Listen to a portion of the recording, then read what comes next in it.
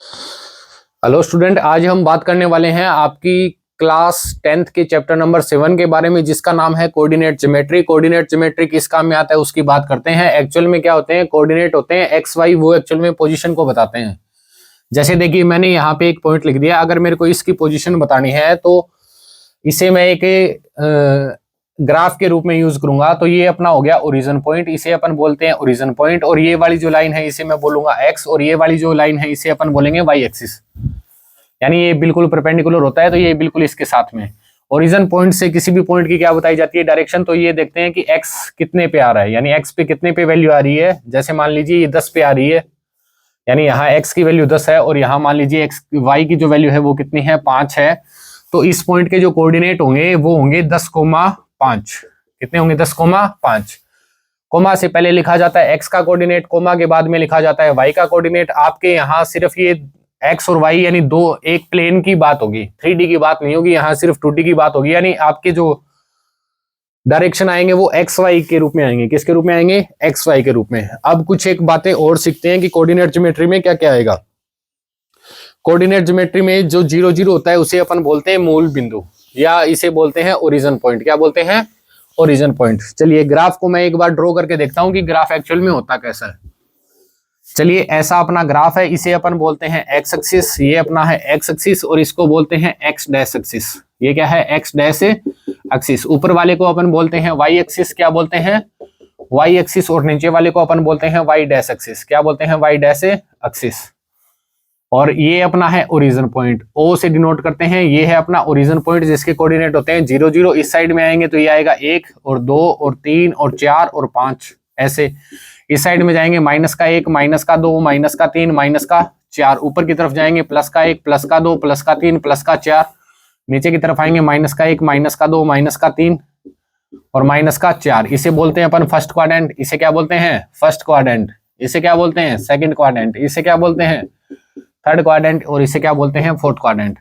First quadrant में दोनों ही क्या होंगे? प्लस के होंगे, यानी एक्स की वैल्यू भी कैसी आएगी? प्लस की, और वाई की वैल्यू भी कैसी आएगी? प्लस की।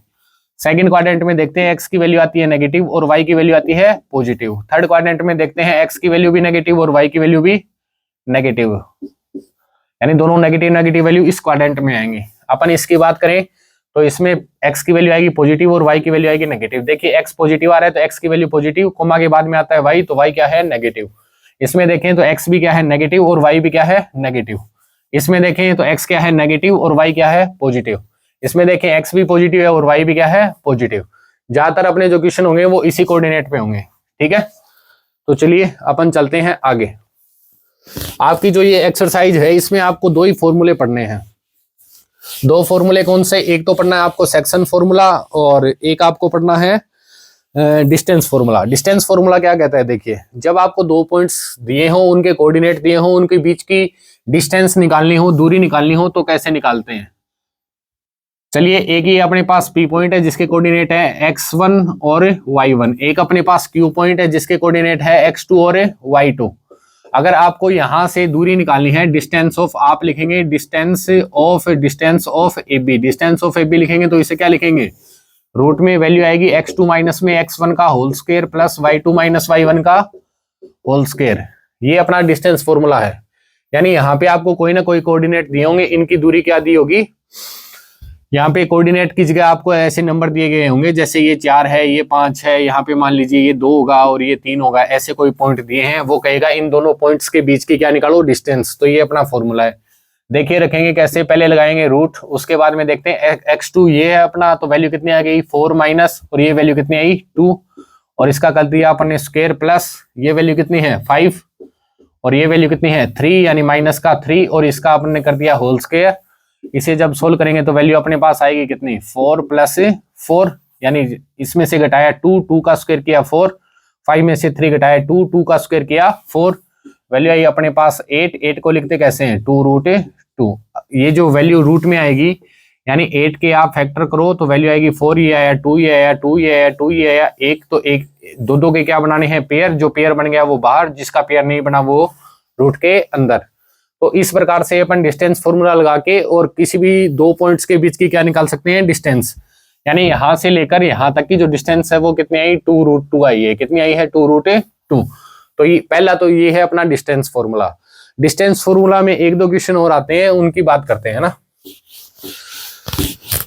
डिस्टेंस फॉर्मूला में एक दो क्वेश्चन और आएंगे, उनकी बात करेंगे। वो ये कहेगा कि यहां से लेकर यहां तक की जो दूरी है वो क्या है, इक्वल है। और आपको उसके जैसे बात करते हैं कुछ एक कि इसमें किसी भी एक पॉइंट की आपको वैल्यू बतानी है। जैसे देखिए यहाँ पे एक पॉइंट मान लिया मैंने, ये पॉइंट है अपना ए और ये पॉइंट है अपना बी, और यहाँ पे एक पॉइंट होगा आपका पी।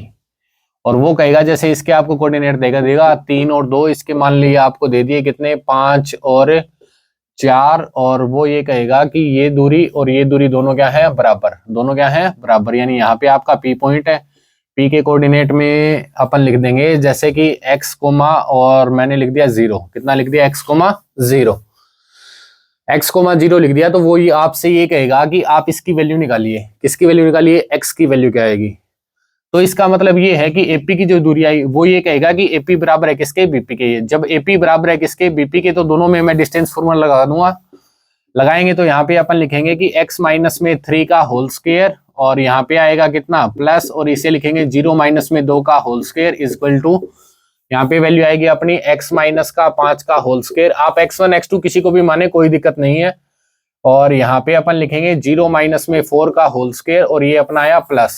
चलिए इसको जब सोल्व करेंगे तो वैल्यू कितनी आएगी, रूट से अपना रूट कट जाएगा। ये हो गया a माइनस बी का होल स्क्वायर, तो इसे अपन लिखेंगे क्या, a square plus B square, और माइनस में 2ab। a की वैल्यू कितनी x, तो इसे लिखा x प्लस में 3 का स्क्वायर, और माइनस में 2a की वैल्यू x, और b की वैल्यू कितनी 3। माइनस 2 का स्क्वायर करेंगे, ये आएगा प्लस का 4। इस साइड में देखा वही अपना यही फॉर्मूला है, तो लिखेंगे एक्स स्क्वायर प्लस में 5 का स्क्वायर, और यहाँ पे आएगा माइनस का 10x, और इसे लिखेंगे 4 का स्क्वायर कितना 16।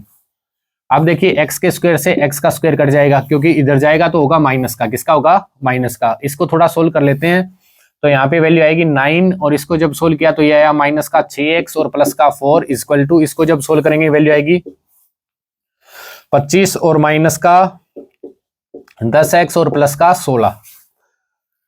अब x के कोऑर्डिनेट को एक साइड में लेते हैं, ये माइनस का 10 है, इसको इधर लेके जाएंगे तो ये हो जाएगा प्लस का 10x, और ये 9 और 4 कितना 13, इसको इधर लेके आएंगे तो ये हो जाएगा माइनस का 13।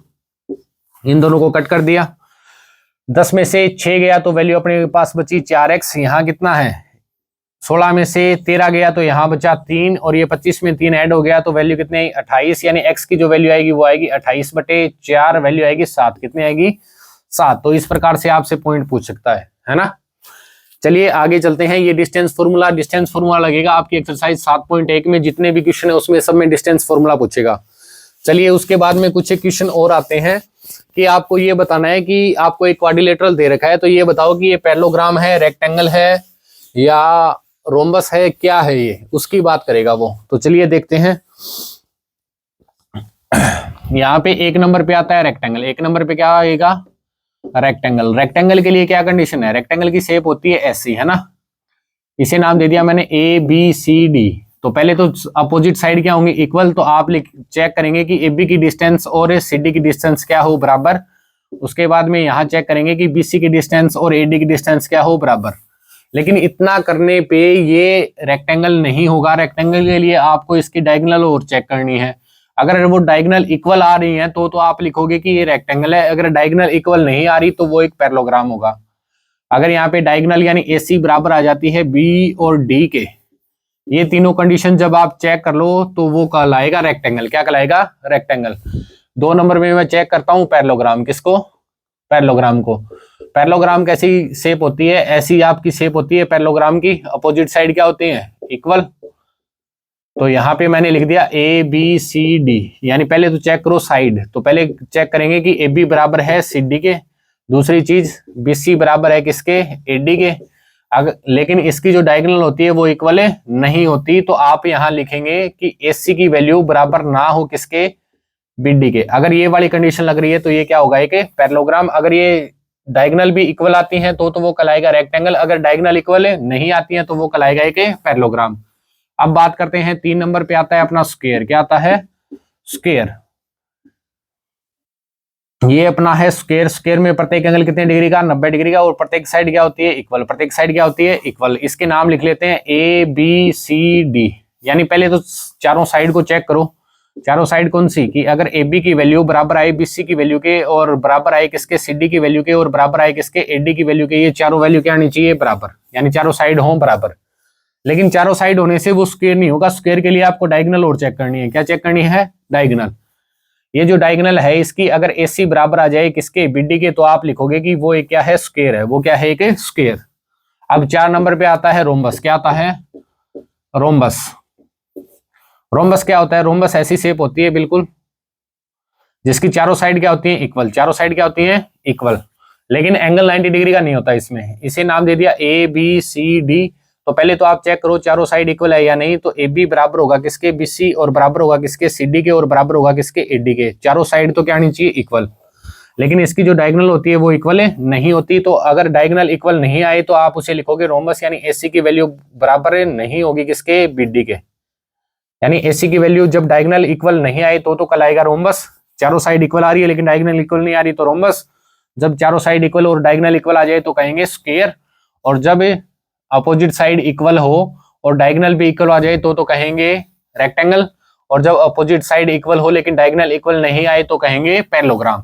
तो टोटल ये 4 कंडीशन है जो आपके काम में आएंगी, है ना। अगर कोई भी साइड इक्वल नहीं आ रही हो तो उसे आप डायरेक्ट कह दो क्वाड्रिलेटरल या स्केलेन क्वाड्रिलेटरल, है ना। चलिए आगे चलते हैं, ये आपकी एक्सरसाइज है 7.1। अब चलते हैं अपन 7.2 में। 7.2 में आएगा सेक्शन फॉर्मूला। सेक्शन फॉर्मूला क्या कहता है उसकी बात करते हैं अभी, है ना।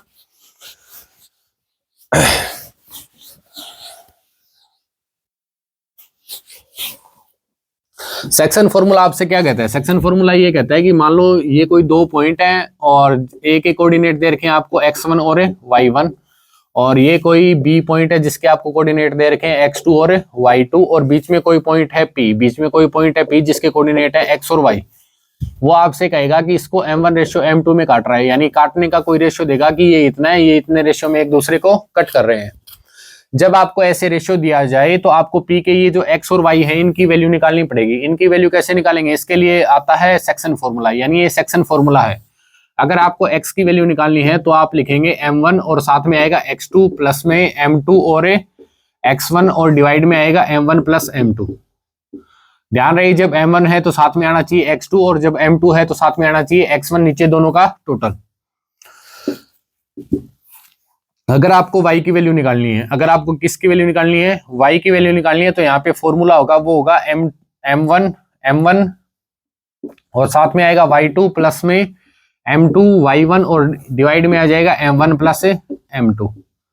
लेकिन एक चीज का ध्यान रखें कि एक आएगा मिड पॉइंट, एक क्या आएगा, मिड पॉइंट, यानी ये दोनों जब इक्वल डिस्टेंस पे हो, ये दोनों क्या हो, इक्वल डिस्टेंस में, या ये इसका मिड पॉइंट दिया हो, यानी रेशियो जो आएगा वो आएगा 1:1।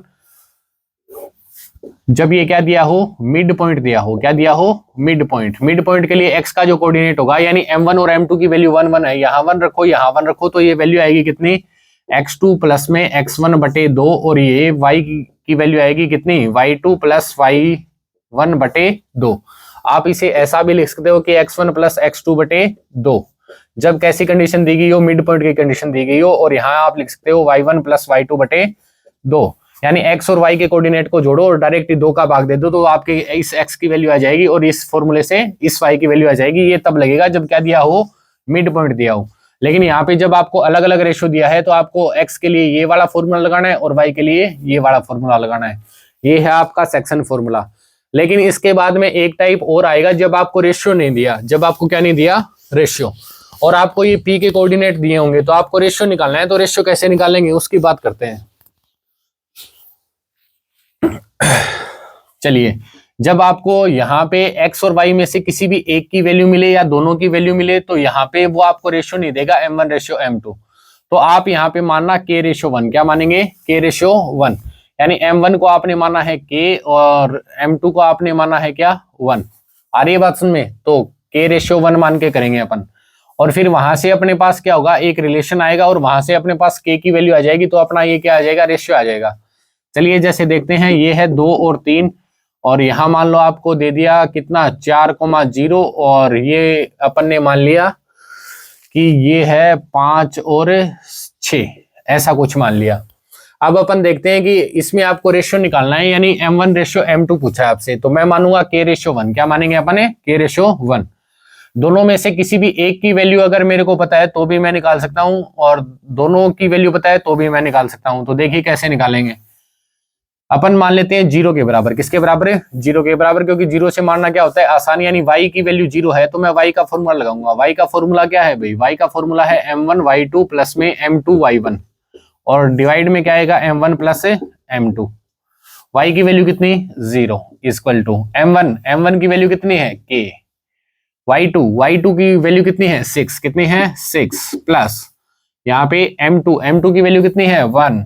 y1 की वैल्यू कितनी है? 3, तो गुणा में 3, और नीचे वैल्यू कितनी आएगी? k plus 1। k प्लस 1 को मैं इधर लेके जाऊंगा तो 0 से मल्टीप्लाई होगा, तो ये वैल्यू हो जाएगी 0। यहाँ पे आएगा कितना? 6k, और यहाँ पे कितना आएगा? प्लस का 3। अब ये प्लस का 3 इधर जाएगा तो माइनस का, यानी 6k की वैल्यू आ जाएगी कितनी? माइनस का 3, और k की जो वैल्यू है वो आ जाएगी कितनी? माइनस का वैल्यू कितनी आएगी? 3/6 काटेंगे तो वैल्यू आएगी माइनस का 1/2। कितनी वैल्यू आएगी? माइनस का 1/2। यानी m1 और m2 का जो रेशियो है वो क्या है? -1/2। ये माइनस इसलिए आ रहा है क्योंकि ये पॉइंट इधर ना आके कहाँ आएगा? इस साइड, इसीलिए क्या लगा हुआ है? माइनस का 1/2। लेकिन आपके जो क्वेश्चन है उसमें हमेशा प्लस के आएंगे। ये जो रेशियो आएगा वो किसका आएगा? प्लस का। तो m1 रेशियो m2 जो आपका होगा, m1 रेशियो जो m2 होगा वो आपका होगा कितना? 1/2। इस हिसाब से आपको क्वेश्चन करना है। यहाँ पे नेगेटिव वैल्यू आ रही है, लेकिन जब आप क्वेश्चन को सोल्व करोगे, क्योंकि ये अपन ने ऐसे ही लिया है ना, बिना कुछ कैलकुलेशन के, तो ये नेगेटिव आ रहा है, लेकिन ये कैसा आएगा आपका? पॉजिटिव, यानी ऐसा आपका बिल्कुल रेशियो आएगा। तो ऐसे आप निकाल सकते हो किसकी वैल्यू? m1 और m2 की वैल्यू। एक चीज आपको और यहाँ पे याद रखनी है, अगर वो ये कहे एक्स एक्सिस पे है, वो कहे कि ये जो पी पॉइंट है वो कहाँ है? एक्स एक्सिस पे, तो एक्स की वैल्यू तो होगी कुछ ना कुछ, और वाई की वैल्यू क्या होगी? 0। तो यानी वहां आपको ये पॉइंट भी ना देके, एक्स वाई की वैल्यू ना देके, सिर्फ ये कहेगा कि पी पॉइंट एक्स एक्सिस पे है। जब पी पॉइंट एक्स एक्सिस पे है तो वाई की वैल्यू कितनी होगी? 0। और जब आपसे ये कहेगी पी जो पॉइंट है वो वाई एक्सिस पे है, वाई एक्सिस पे तो एक्स की वैल्यू कितनी होगी? 0। तो वहां आपको खुद ही ये दिमाग लगाना पड़ेगा कि वैल्यू क्या आएगी पी की, है ना। जिसमें 0 वैल्यू आ रही है उसका फॉर्मूला पुट करो, और वहां से आपके पास के की वैल्यू आ जाएगी। तो इस प्रकार से आप सेक्शन फॉर्मूले का यूज करके क्वेश्चन को सोल्व कर सकते हो, है ना। आप इतना जो आपने पढ़ा है उसके बाद आप अपनी एक्सरसाइज के क्वेश्चन करके देखिए, लगभग आपसे क्वेश्चन हो जाएंगे।